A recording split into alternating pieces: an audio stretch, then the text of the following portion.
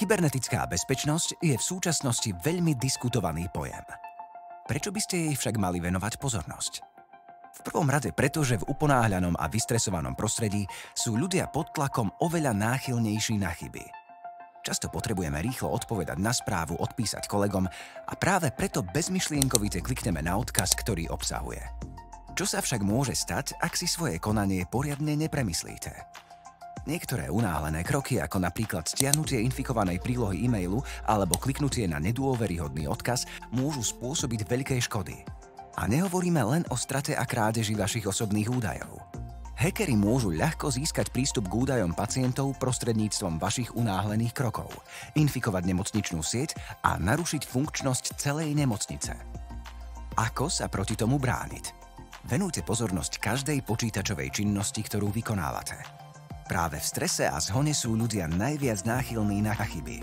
Pamätajte preto na to, čo by sme pre naše účely mohli nazvať pravidlom 3Z. Zastavte sa, zamyslite sa a až potom zareagujte. Je dôležité, aby ste zvážili každý obsah a zistili, či je pre vás relevantný a či nevykazuje podozrivé znaky. Ako rozpoznáte podozrivý e-mail? Skontrolujte adresu odosielateľa. Ak vám napríklad píše riaditeľ nemocnice, je dosť nepravdepodobné, že vás kontaktuje z inej ako overenej nemocničnej e-mailovej adresy. Nemyslíte?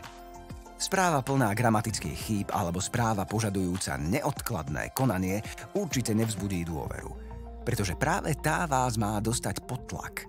Nikdy teda neriešte takéto zdanlivo naliehavé situácie okamžite. Opäť sa najprv zamyslite, či sa zakladajú alebo aspoň teoreticky môžu zakladať na pravde. Venujte pozornosť aj už spomínaným prílohám. Sú relevantné pre vašu pozíciu? Ak áno a ak poznáte odosielateľa a jeho e-mailovú adresu, určite si ich môžete bez obáv stiahnuť. Ak však máte nejaké podozrenie, oplatí sa byť opatrný.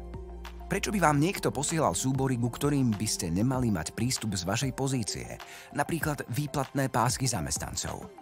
Iba preto, aby vás motivoval stiahnuť prílohu a rozšíriť škodlivý kód alebo iný súbor do nemocničnej siete.